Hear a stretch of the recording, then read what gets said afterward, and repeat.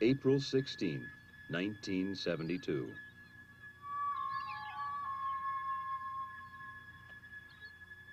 Apollo 16, man's fifth lunar landing, sat silently on the pad awaiting its mission.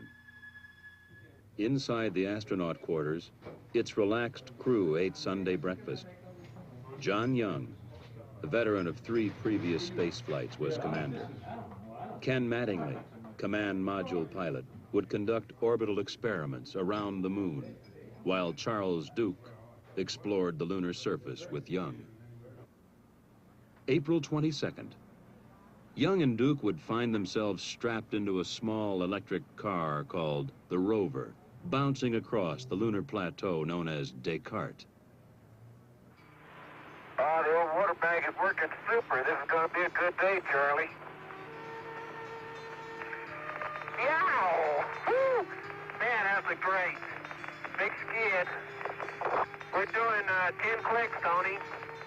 Covered me with dust on that one. As Young and Duke rode the bucking rover to the lunar formation called Stone Mountain, NASA geologist Farouk El-Baz wrote on a blackboard on Earth, "There is nothing so far removed from us to be beyond our reach, or so hidden that we cannot discover it." René Descartes. As John Young would later remark, Apollo 16 would certainly help prove that René Descartes was right. Almost like a freshly plowed field that's been rained on. Yet less than 2 days before, it looked as though this would never happen. It was, in Young's words, a real cliffhanger. The Marshall Space Flight Center team was working on a launch vehicle gyroscope problem that threatened to scrub the mission. Less than an hour before liftoff, their advisory to the Kennedy Space Center launch team was go.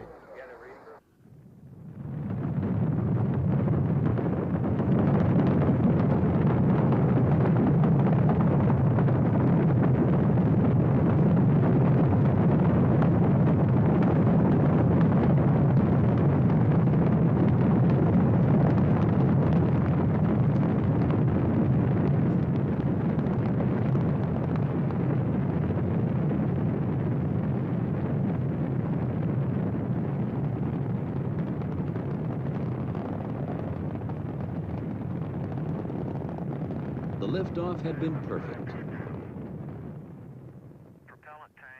During the 3-day flight to lunar orbit, the problems encountered had been more annoyances than critical, such as paint flaking off the lunar module, and later a jammed antenna in one of the lunar module's several communication systems.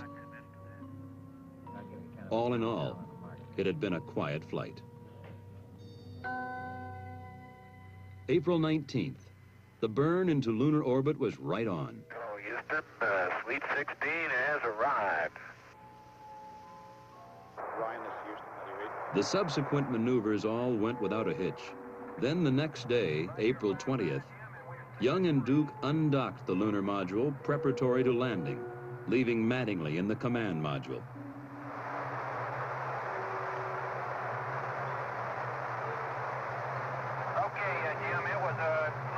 But we got it done right here 5-9, Jim, and we're sailing free. Stand by 1, Jim. Okay, we're on. The next maneuver was for Mattingly to burn the main engine of his spacecraft to put it into a circular orbit. But as the lunar module emerged from behind the moon... No, sir. Copy, no, sir. No, sir. No, sir. No circ. In preparing for the circularization burn, Mattingly had found apparent uncontrolled oscillations in the main engine's backup control system. Following mission rules, he did not make the burn. How long do you think it's going to take them to get rendezvous, Jerry? I think your estimate of a couple of 3 reds. With the backup system having trouble, only the primary system was known to be usable on the engine needed to get the astronauts out of lunar orbit and back to Earth. However, the lunar module engines could be used if the 2 spacecraft were docked. The first step in the problem-solving technique stabilize the situation in the safest manner, get the two spacecraft, which had separated, close enough together to dock if necessary. As they get them back together, get the things back that they want them, get them mentally prepared to do what they're going to do. But now, don't take that as input. I'm talking out loud. I want to say something else I'm sure of. I don't see any way we can continue on.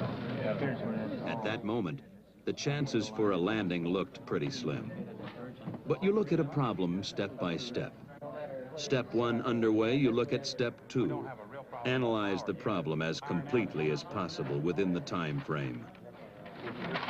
We should make sure that that's gone, but there's no way, we don't have any other redundancy or other routes. And in lunar orbit, Mattingly flew the command module to a rendezvous as Young talked him in. Okay, fine. Why don't you tell me what to do there, John? Okay. Word's coming back kind of initially from North American that they're suspecting a rate feedback. Building 45 is Jimmy to it. The team was coming up to speed, not only at the Manned Spacecraft Center, but from MIT in Massachusetts to North American in Southern California. Isolate the trouble, simulate it, evaluate it. You can't use it. If you got a broken wire, you don't know it's going to come back again. See now like I'm drifting the other way. Not according to my needles. Okay, I'll believe your needles. Of course, then you would have had no options. Okay. I mean, then it's full speed ahead. I just don't much see how we can make it on this next rev. I think you guys ought to continue to work. So you'd only do it if you had a failure on the primary. Well, how would you ever get the damn thing trimmed then? Well, I would, if I had a failure in a primary, I'd shut it down. Well, we must be going in the right direction then. Yeah, you're going to get there. But yeah, but I want you guys to go simulate it. Isolate, simulate, evaluate. The results were coming in. It was beginning to pay off. The simulator tests and other data were showing that with the engine on, the oscillations would do no harm. Despite the earlier pessimism, it was beginning to look pretty good. Okay, when you come up on AOS, on the next Rev 15, we'll give you a go or no-go for another try. Manned Spacecraft Center Director Dr. Christopher C. Kraft, Jr. just came back into the control center after having attended a meeting by management people in one of the back rooms, and the situation is go for landing. Well, have at it, babe. So we're going to try it. And You do have a go for another try here at PDI on Rev 16. Once more, they would pass behind the moon. And on the next revolution, John Young and Charlie Duke would start their swift descent to the Descartes Plateau.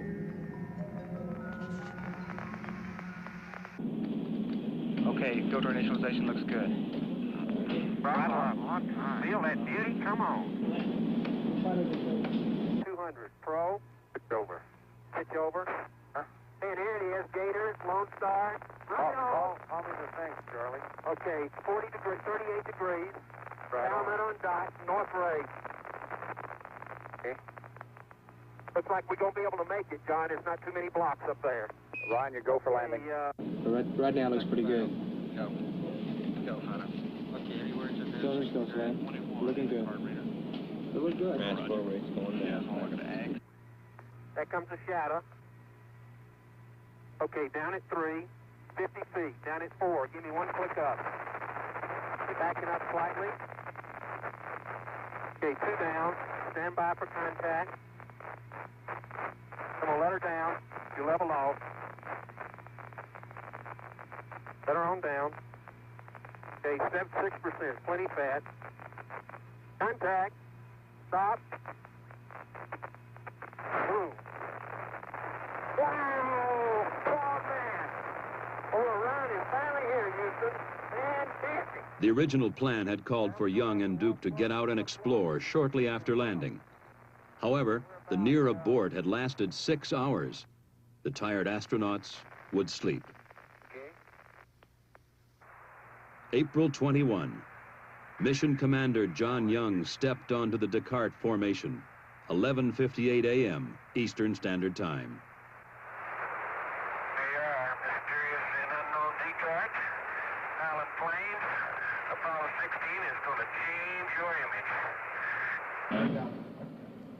While their activities were monitored by Mission Control, Young and Duke were also observed by scientists located across the hall in the Science Support Room.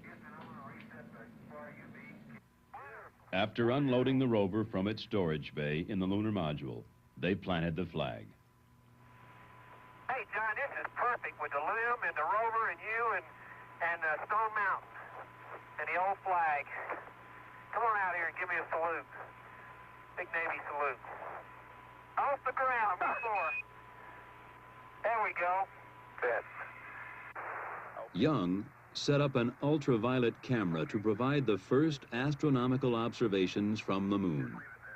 He took pictures of the Earth's upper atmosphere and magnetosphere and their interaction with the solar wind. He also photographed the interstellar gas present throughout space and the ultraviolet halos that appear around galaxies. Astronomers have long wanted a telescope on the moon. Perhaps this experiment would show the moon an ideal base for future astronomical observations. You want 2 pins? Yeah, we would like to. John said. I'm not leaning on Duke it. drilled a hole into which a heat flow probe was to be placed, part of one of the experiments attached to the station. As Duke drilled, Young set up the central station and the remainder of the experiments. Then, what many considered the biggest disappointment of the mission. Probably just some rocks down there in the regolith, Tony. You know, it looks, I bet it's just like the side of that fresh crater we saw back near the limb. Charlie, what? Something happened here. What happened? I don't know. Here's a line that pulled loose.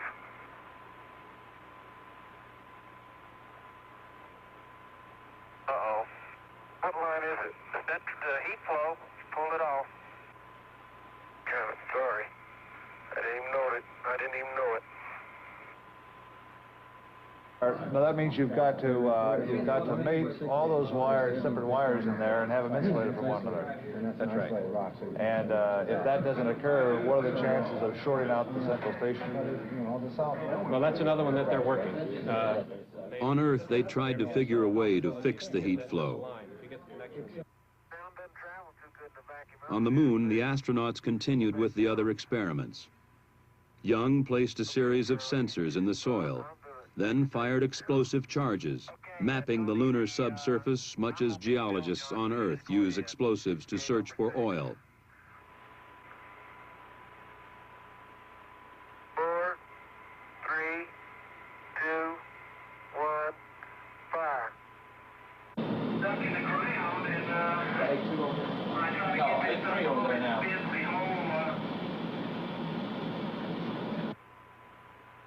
They continued to sample the area and activate the experiments. Then they returned to the rover and prepared for their first trip away from the landing site in search for geological samples. And here we go. Their first traverse would take them about 1 kilometer west of the landing site. They would make 2 stops to collect samples and conduct experiments. You have 10529 in your flight plan. Well, it couldn't pick a better spot. John, you're just beautiful. That is the most beautiful sight. What's that? You're standing there on the rim of that crater. This guy don't really know. You're gonna have to use an Young used a portable instrument to measure the local magnetic field. He would later record the most intense magnetic field ever found on the moon, far higher than scientists ever suspected. What's that, Charlie?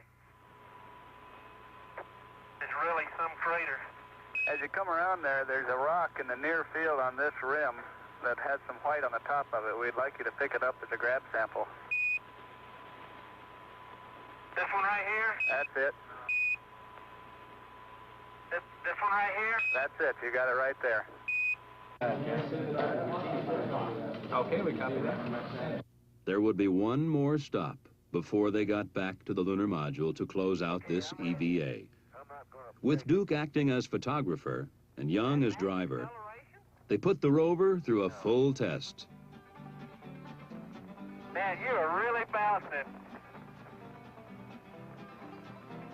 Is he on the ground at all? That's 10 kilometers. Huh? He's got about 2 wheels on the ground. Okay, turn sharp.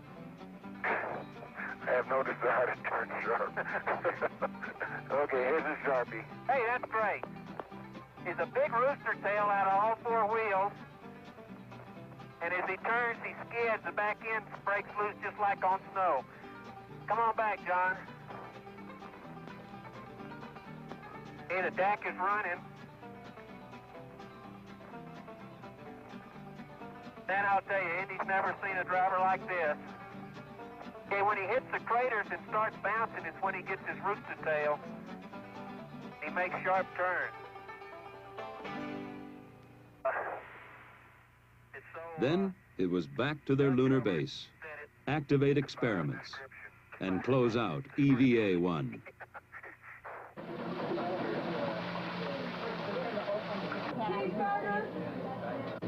P-wise exercise, is that right? Physical fitness, gym level? Hey, that's right. Please don't take pictures of the hot dogs. Showing the low residue, high protein diet. On Earth, the scientists took a break. Tomorrow would be another busy day.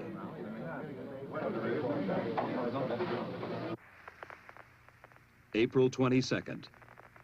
The lunar surface temperature in the sun should be around 135 degrees today.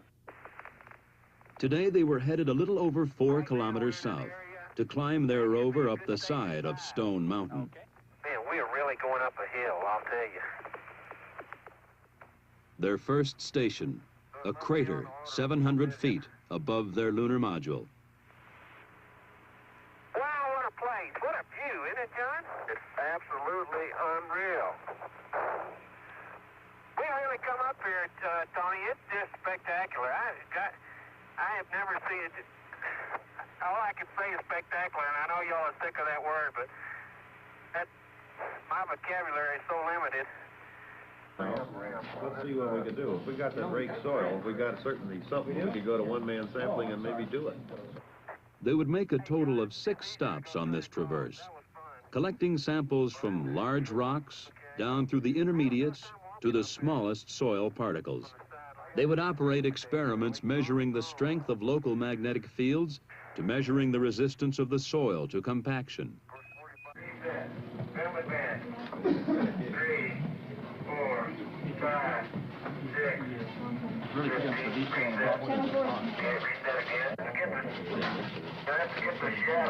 How far away is that crater?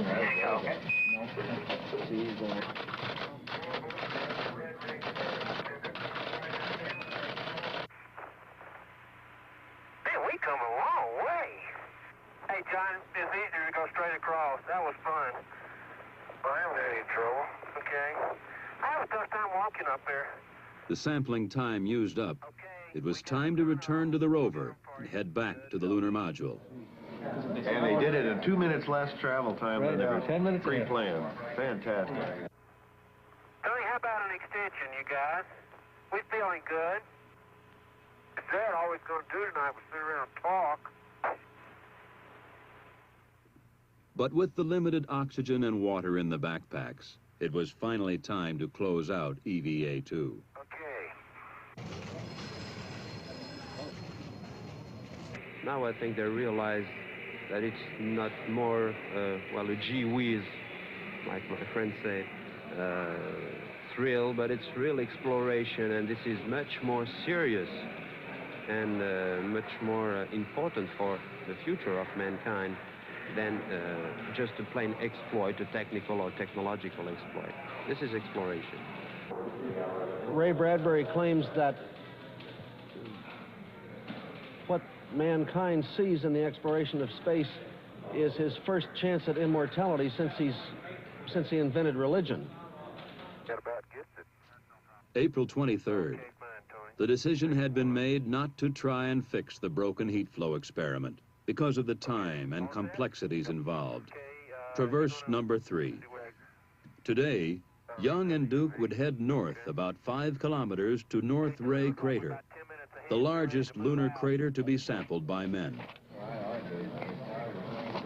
Outstanding. Okay, Tony, it seems to me this is a more subdued surface over here than going towards South Ray. Oh, spectacular. just spectacular. Wow. Sorry, Charlie. Beautiful. I gotta keep my eye on the driving. That's great. Jack, that's a good point to remember. All three crews now tend to think they're there before they get there. I remember. Man, does this thing have steep walls. They said 60 degrees. Now, I tell you, I can't see to the bottom of it, and I'm as close to the edge as I'm going to get. That's the truth. Now the routine, if anything on the moon can be called that. Test, collect, photograph. Keep moving. Time is precious on the moon. Crater, they look like drill holes is what they look like. You do that in West Texas and you get a rattlesnake.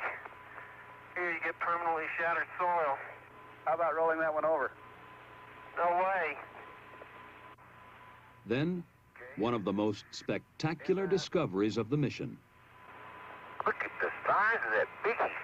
It is a biggie, isn't it? It may be further away than we think. No, it's not very far. It was just right beyond you. And we better press on for the big boulder? Can't blink too dirty. Okay, we're headed that way. You get the tongs, John? Yep, we are. I'll carry the rake. That big black dot. Fantastic. Like right here. If we could see to the bottom, we could say for sure if this big black rock is right out of the bottom. But my guess from the old photographs is it probably is. Okay, that sounds like a good guess. God, you mean they weren't at it? No. It looked like they were standing right there. Look at the size of that rock. I'm curious what they're going to look like when they stand next to it. We can see. The closer I get to it, the bigger it is. Yeah, but look at the permanent shattered part, Charlie. On this side over here? Yeah. And as our crew slowly sinks, we bet upon disappears into the sunset. The radius of curvature. Well, Tony, that's your house rock right there. Very good. Don't get too near the edge of that thing. It falls off. Look over at your right. It falls off pretty good. Yeah, I know. Yeah, we Keep can going. Can't believe it. I can't either. Okay, let's go on back. I am.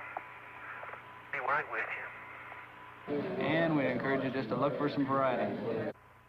But now it was time to head back to their base and close out the EVA. All right, we think you could just about head south now. Yeah, the only reason. That's it. We're going home again, jiggity jig. During the previous EVA, a section of a rear fender had come off the rover, causing the astronauts to receive occasional showers of lunar dirt. And that's a beautiful sight. Young parked the rover, then moved out to join Duke, enter the lunar module, and prepare for liftoff. Boy, Houston, the beauty of this place is absolutely incredible. Smile, FAO. Don't be mad. We'll get it up there. See how nice and leisurely it's been? That's the way it should be, getting ready for ascent. 10 seconds. What a ride, what a ride.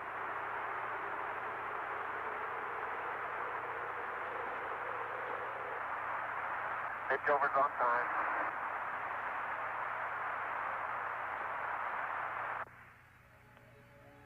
Together in orbit, the two spacecraft pirouetted, each inspecting the other. This is one of the fastest maneuvers I've made in a long time.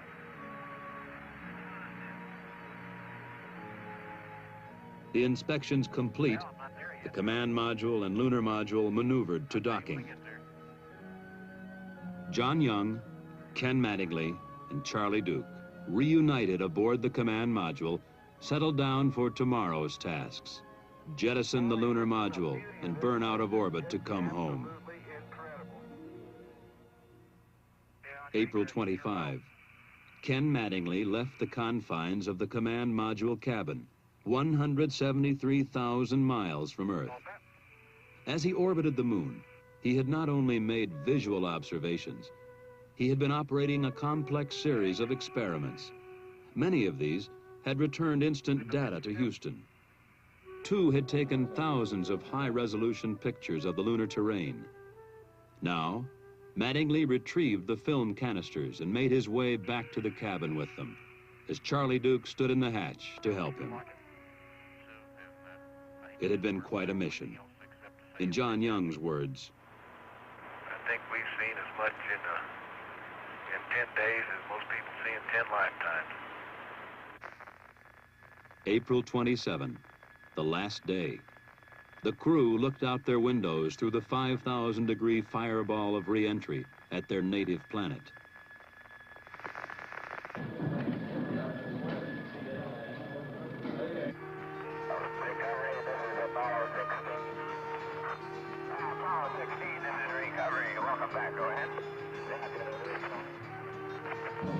That is beautiful, isn't it?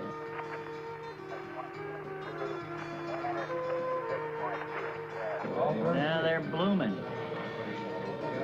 Beautiful. Beautiful. There they are. Beautiful. Beautiful. Beautiful. Apollo Control Houston, an observer on the Ticonderoga estimates the distance from the ship about 1 mile.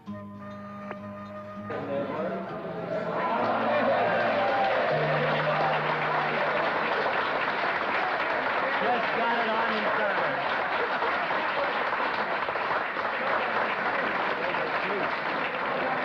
There you go, George.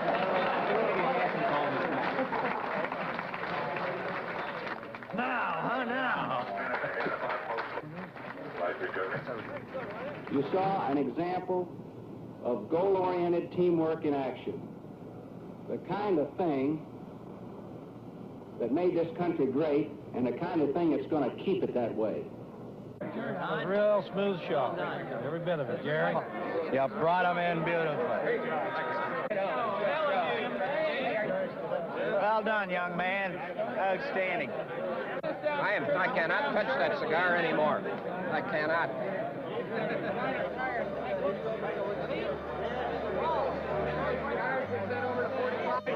I told them they're going to improve the soil. We're in trouble. Mike, congratulations. Well done. Yeah, we get one more. Well done. One more to go.